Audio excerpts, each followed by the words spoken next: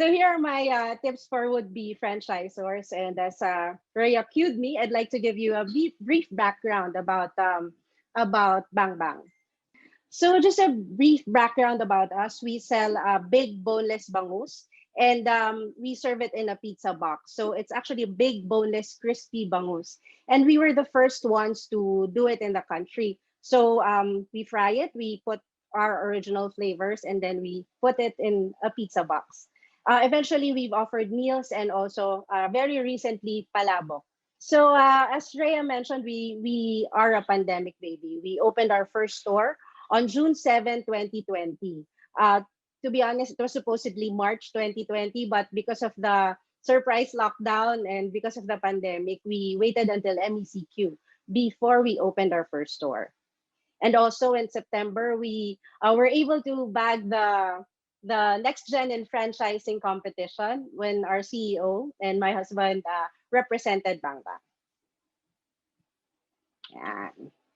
So yan siya. So let me tell you about our growth. So by the start of January 2021, we had 5 stores. And then by the end of this year, we're happy to say that we now have 50 stores.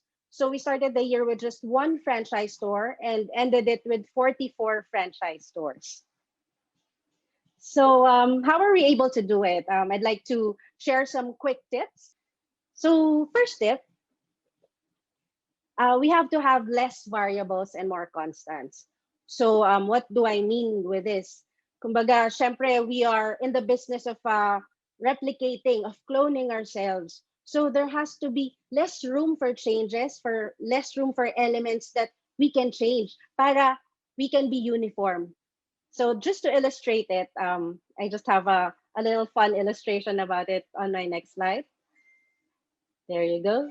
So for example, we are this sheep, we're this cute sheep, and we want to make 3 cute sheeps. So, pero one sheep asked, "What can I wear a hat, or can I change this, or can I change a little about the vibe?" And then we get a different sheep. So yeah, so there's my Rasta sheep.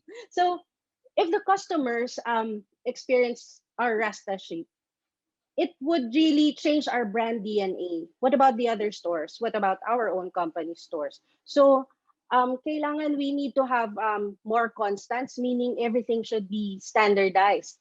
So, next slide, please. From the get-go, I'd like to suggest that everything should be measured, as in talagang the recipes are very strict, standardized, and it's only with measuring everything that you can compute your costs. Somehow it's not enough to know that you're earning. It's important to know how much you're earning with every item, how much you need to make in order to earn this much. So measuring everything is very important. And then standardized operations, what you do when you open the store, what you do to prepare the food, what you do when before closing the store. Every single store must be the same. So even if you're just wondering about franchising, you can start jotting these down, and then of course set up quality parameters.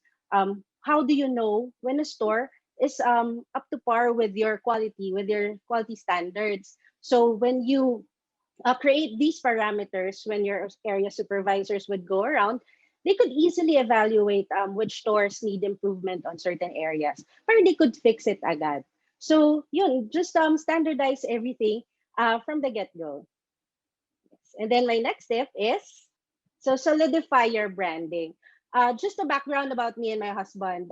Prior to joining the food industry, for 10 years, we were in the marketing business. We had a video and events production business for different corporations. That's why we really understand the power of branding. So, of course, a good product is a must, but this product should also go hand in hand with a solid branding. So, let me share with you how we did it with Bang Bang. So, for Bang Bang's branding, yan. So, unang-una, I thought when I was designing the logo, syempre I think about the colors. Well, and then you go into color psychology.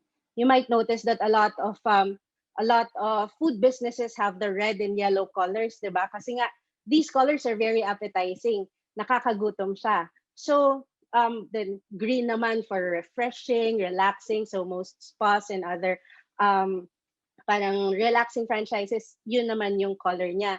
So, yeah, first you decide on the color and then fonts. Of course, there are hundreds of thousands of fonts available out there. Or you could make your own. But alin doon yung pipiliin mo? Which one would you choose for your brand? Well, for Bang Bang, when I was designing it, I just wanted it to be very readable. Kasi gusto ko makita nila kagad yung brand. We were just introducing ourselves. Talagang we were very new to the market. So when I was designing the logo, gusto ko sana mabilis mabasa. So I chose these fonts. And then the elements. Bang Bang is a Filipino company, and we really love to be a source of Pinoy pride to the rest of the world one day. That's why when we started, we already placed that Ali Baybayin mark on top, which is translated to Bang Bang. So Bang Bang Bang Bang siya. So that's one of the elements. And then if I could direct your eyes to the bottom of the screen, this pattern, I drew this also, and you could see it in almost all of our stores, in all of our merchandise. So ito yung wave, diba? Because of the ocean, the water. The person is actually, I copied it from a petroglyph in Angono. Kumbaga, one of the persons there, the earliest discovered petroglyphs in the Philippines. So yan siya. And then this one is actually back-to-back fish forming a diamond. So intersecting, the tails become diamonds. So these are the elements that I included in our branding. And later on, I'll show you how we were able to use it in different parts of the business. So another could be a helpful tip is if your brand is a person, who would it be? So it's something to think about if you already have your name, your brand. Kami kasi when you were thinking about it, we thought about these two Filipino celebrities. Bang Bang is parang si Lea Salonga, world class, yeah? And then Francis Magalona, very Pinoy. So when I was designing Bang Bang materials, I was listening to mga kababayan mo and tagumpay nating lahat. So it really helped me to put together the look of our brand. So this really helped me. And even if they're world class talaga Filipinos, they also have shows like The Voice and Itbulaga, na which appeals to the general public. So sila yung iniisip namin nung ginagawa namin yung branding. Yan. So this time I'd like you to show you how the different elements were applied in the brand. Ayan. So here on the right is the Panay branch. So we had this big space there. So we thought of putting a mural. But as you can see in the mural, it still has the elements, right? So makikita mo bang-bang pa din siya. And then it goes also with the logo. You know, one thing about a simple logo is you could create a lot of different elements around it. And then when we created a solo box, kasi nga our boxes are usually pizza boxes. So when it's time to create meals, we were able to use these elements also. As you can see, the mural became a sketch here on the box. And then the waves of the pattern are still on top. And then all social media posts, we try to incorporate the same look. And then when we expanded to Cebu in November, here on the left, this is our store. The mural is different, but the feel is actually the same, right? So yes. So my last tip is to set up for sustainability. So bagay, you have a good product, you have a solid branding, you set it up. So kumbaga, how will you be sustainable? When you were talking with Francorp, actually, yan yung talagang that's what stuck to us. You know, we have big dreams for Bang Bang, and we really wanted to have a very strong foundation. So as what they've discussed in the previous talks, talagang very important to have a solid franchising program.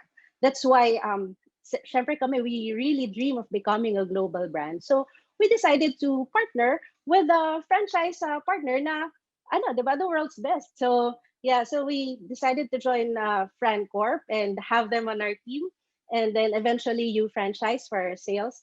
So parang we have experts with us. Kasi you know, the franchising business is really not, no joke, it's really not easy, but it could be fun and very, very lucrative. So See you next slide, please. So some parang tips for sustainability are, so first we get as much wisdom as you can get.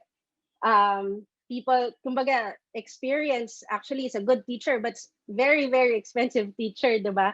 So when people share wisdom and suggestions, we don't need to take them all, but we absorb it, especially from those who really know what they're doing. And also, part of sustainability is, of course, establish a strong supply chain.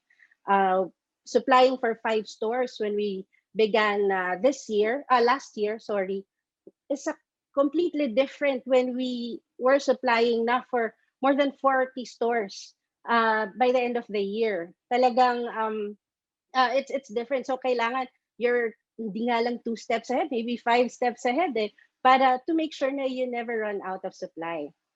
And of course, strengthen your back end. When you go into the franchising business, they rely on you. The franchisees rely on you. That's why you really need to parang have strong operations. Kung nung simula, it was enough na kami lang nung husband ko and some friends who help us out. Pero eventually, you really needed na to hire people because the operations has to be para smooth. Yan, ito na yung final. So you map out your dreams. Yeah. So you create a path.